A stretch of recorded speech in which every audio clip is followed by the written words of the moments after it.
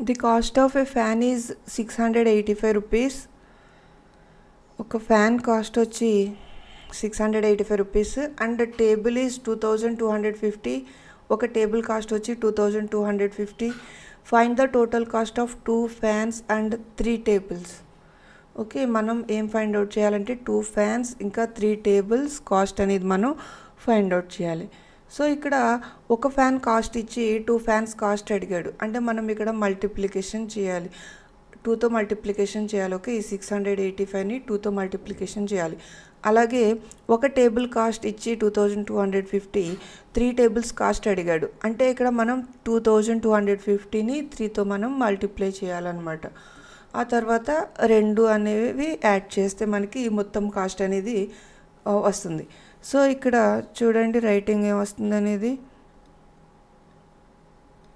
So writing వచ్చి cost of A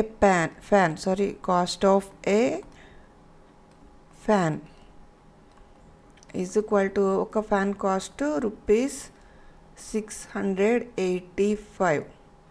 okay, మనకి ఎన్ని ఫ్యాన్స్ కాస్ట్ కావాలి అంటే 2 ఫ్యాన్స్ కాస్ట్ కావాలి. సో ఇప్పుడు కింద రాద్దాం కాస్ట్ ఆఫ్ 2 ఫ్యాన్స్.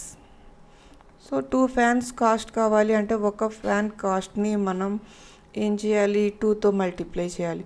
సో 2తో మల్టిప్లై చేస్తే 2 5 10, 1 క్యారీ, 2 8 16, 16 + 1 17, 7 రాయండి ఇక్కడ, 1 క్యారీ, 2 6 12, 12 + 1 13. సో 1370 ఇదేంటిది cost of 2 fans.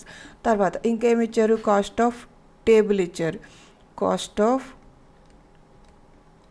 A table, ఒక table cost is equal to 2250 rupees.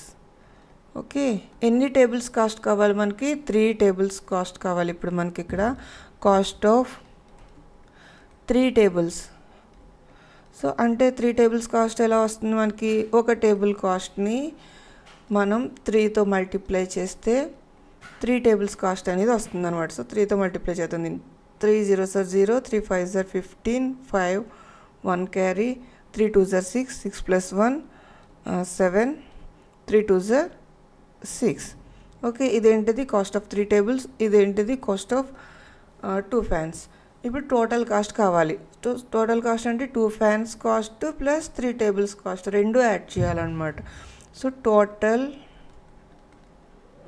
Cost, total ఎంత కాస్ట్ అయింది, 2 ఫ్యాన్స్ ప్లస్ 3 టేబుల్స్ అంటే 2 ఫ్యాన్స్కి 1370 అయింది, 3 టేబుల్స్కి 6750 అయింది. ఓకే, ఈ రెండు యాడ్ చేసి మనం ఆన్సర్ అనేది ఇక్కడ వేసుకోవాలి. చూడండి 1370, దానికి ఏం యాడ్ చేయాలి, 6750 యాడ్ చేయాలి. యాడ్ చేస్తే 0 + 0 0, 7 + 5 12, 12 అయితే ఇక్కడ 2 రాయాలి, 1 క్యారీ, నెక్స్ట్ 1 + 3 4, 4 + 7 11. ఓకే, 11 అయితే 1 రాసి ఇక్కడ 1 రాయాలి. నెక్స్ట్ 1 + 1 2, 2 + 6 8. సో టోటల్ కాస్ట్ వచ్చి 8120 రూపీస్ అనమాట. Next, if 125 chocolates were distributed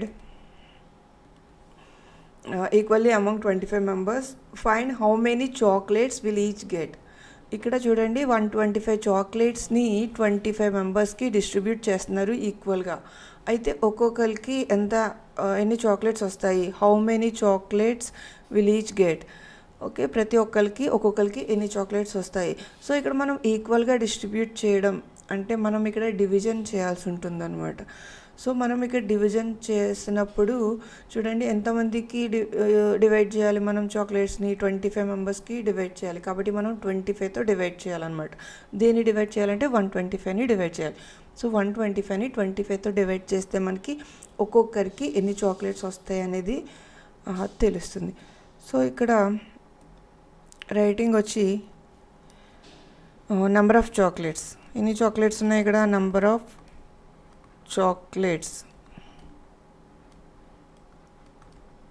is equal to 125. Okay, ఎంతమందికి డిస్ట్రిబ్యూట్ చేయాలి, 25 మెంబర్స్కి డిస్ట్రిబ్యూట్ చేయాలి. సో నెంబర్ ఆఫ్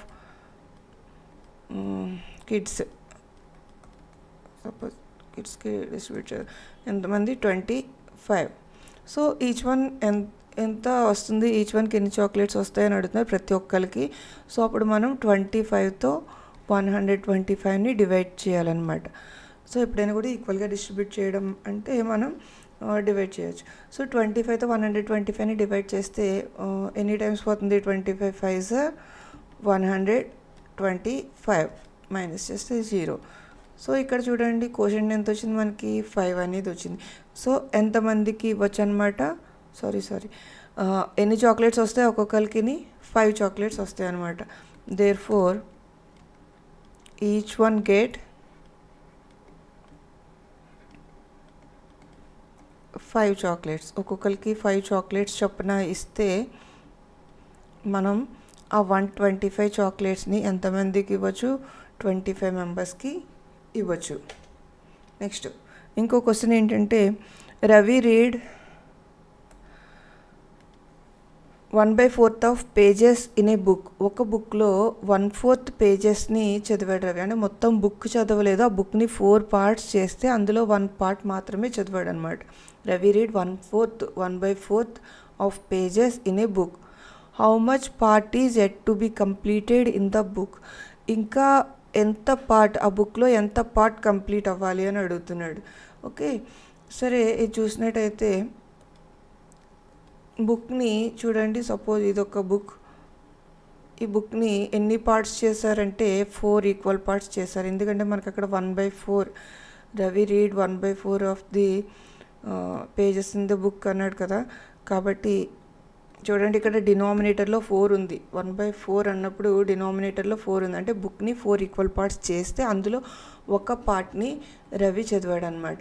సో ఇంకా ఎంత చదవాలి అంటున్నాడు. సో ఇంకా ఎంత చదవాలి మీకు క్లియర్గా తెలిసిపోతుంది. ఇక్కడ ఎన్ని పార్ట్స్ మిగిలి ఉన్నాయి, 3 పార్ట్స్ మిగిలి ఉన్నాయి, అంటే ఇంకా 3/4 అనేది చదవాల్సి ఉంటుంది. ఓకే, సరే ఇక్కడ చూసినట్టయితే number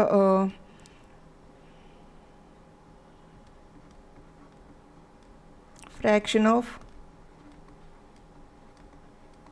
book read by Ravi is equal to 1/4. Okay, fraction of book read by Ravi is equal to 1/4. మరి హోల్ బుక్ని మనం మొత్తం బుక్ని ఎలా రిప్రజెంట్ చేయొచ్చు చూడండి. మొత్తం బుక్ అంటే దీన్ని 4 పార్ట్స్ చేశారు.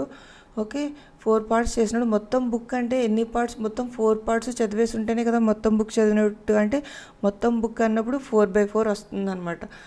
సరే ఇక్కడ మొత్తం బుక్లోంచి ఈ చదివిన పార్ట్ అనేది తీసేస్తేనే కదా మనకి ఇంకా ఎంత చదవాలి అనేది తెలుస్తుంది. కాబట్టి మొత్తం బుక్ అంటే 4/4, చదివిన పార్ట్ ఏది 1/4.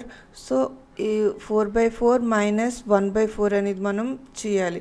సో చేస్తే మనకి 3/4 అనేది వస్తుంది. ఓకే, ఇక్కడ చూడండి remaining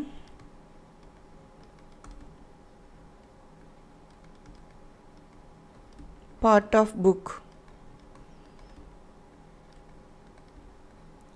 is equal to total book 4/4 minus part completed by Ravi, that is 1/4, that is equal to common denominator వచ్చి 4. ఓకే, న్యూమరేటర్స్ మనం మైనస్ చేస్తే 4 - 1, that is equal to 3/4. So ఇంకా రవి ఎంత కంప్లీట్ చేయాలంటే 3/4 అనేది కంప్లీట్ చేయాలన్నమాట బుక్లో పేజెస్.